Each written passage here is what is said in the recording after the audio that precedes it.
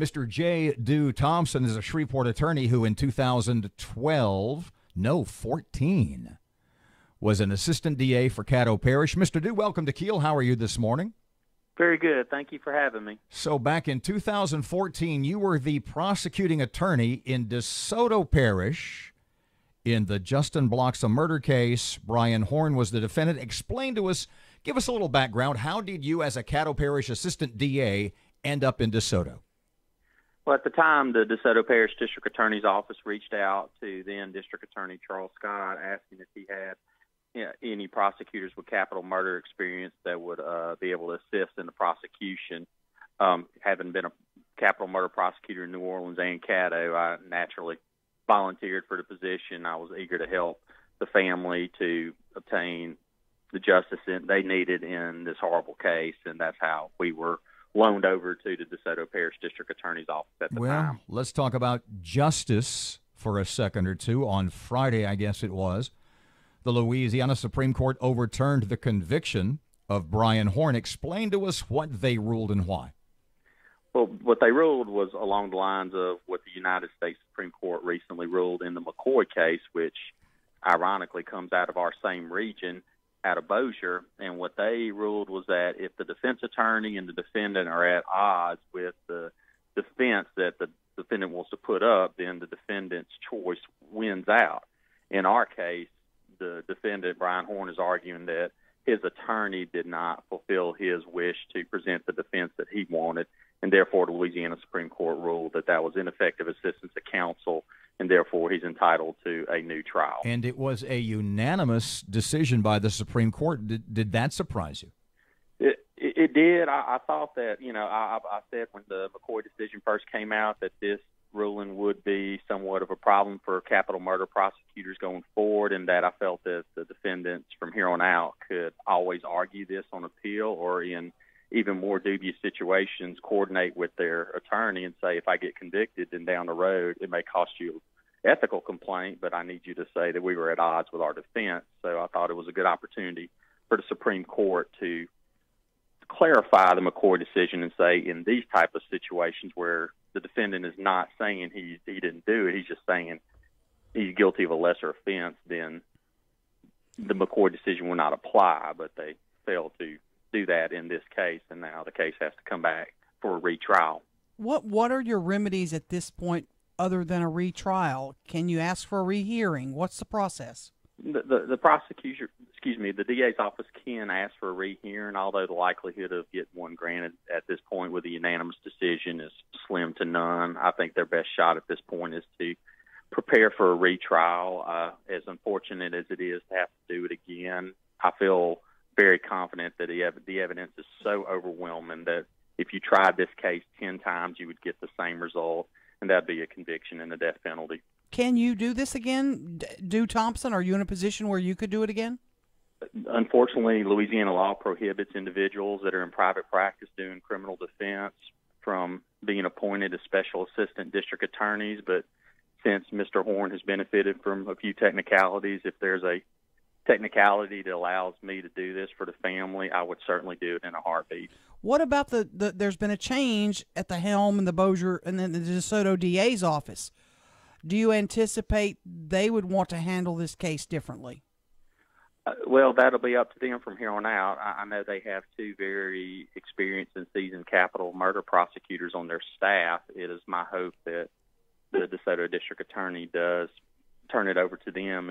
If I wasn't allowed to do it, then these individuals are definitely two that I would feel are more than qualified to do it. I would hope he would turn the case over to them and try this again, but ultimately that's going to be his decision. It seems to me, Mr. Dhu, that basically the whole thing starts all over again, for lack of a better term, at square one. Does Brian Horn have the same attorney? Is another attorney appointed? And what kind of time frame? It was 4 years between the arrest and the trial the first time. Well, in capital murder cases, sometimes these new trials can happen, and the good part would be that since most of the pretrial motions and the discovery are already done, then the trial setting would be quicker. But I anticipate he would get new attorneys, and they would probably want a little time to catch up. the new prosecution team would certainly want to look over everything and get their ducks in a row. How much of the evidence do you anticipate is preserved and will be able to be used again? I think all of it is preserved at this point. We have a transcript record of all the witness testimony. All the exhibits are still in place. Someone would literally have to just step in and redo what we did, in my opinion. But was the cab destroyed? The cab was destroyed, yes. So that'll be a part of the trial that one, because I know the jury before went out and looked at the cab. Is that accurate? The jury went out with the prosecutors and defense attorneys and the defendant and watched us take the key that was found at the scene and turn the cab on, which was a very dramatic but powerful presentation of evidence. Unfortunately, you won't be able to do that in this case, but nonetheless, there is a transcript of the proceedings that the jurors can read to see that that event took place back in the 2014 trial. Let me ask you a question nobody really wants to ask. The DA in DeSoto Parish, if Brian Horn's attorneys say, we would like to plead him guilty, but we want a life sentence, how is that decision? How is that call made? Well, I think they would have to confer with the victim's family at this point, because our contention has always been that if a jury gives Brian Horn life, or if the courts of appeal ultimately give him life, then so be it. We've done what we could do to get Justin's justice, but we never wanted it to be on Brian Horn's terms. So I think if the victim's family wants to go forward, and that's just my personal opinion, then the case should go forward again. But I know there's other factors and decisions that DA's offices must consider when they look to retry these cases. So I certainly don't want to armchair quarterback the DeSoto district attorney on this call, but I think that's probably the first step, if I were the district attorney, that I would take to make that decision. Mr. Dhu, you had made reference earlier in the conversation to that the Supreme Court's ruling was based on the relationship, or at least conflict, between Horn and his attorney. You were there for the entire trial, obviously, as the prosecutor. Did you, as the prosecutor in the courtroom, sense a conflict or miscommunication between those two? And part two of that question, if you didn't, do you feel as though that the claim that they miscommunicated, or that he was misrepresented by his lawyer, was part of a, for lack of a better word, plot to down the line claim for a mistrial?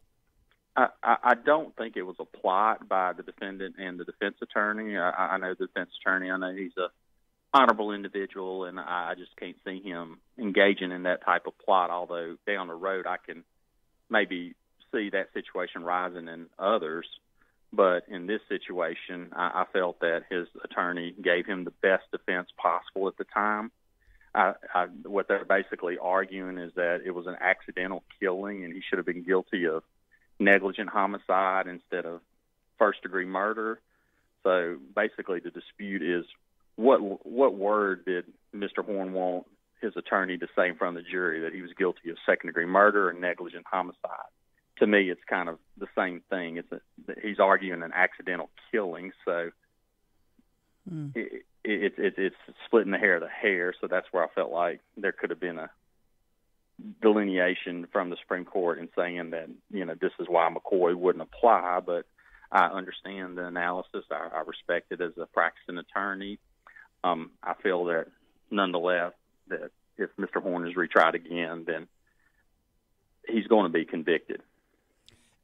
I'm told he's going to be moved back to DeSoto Parish, and that could happen quickly. What do you know about that process? Well, normally on a remand like this, the defendant is transported from Angola almost immediately. So I anticipate that he will be back in the DeSoto jail within the next week or two. And then at that point, his new attorneys will come in and the case will start back over.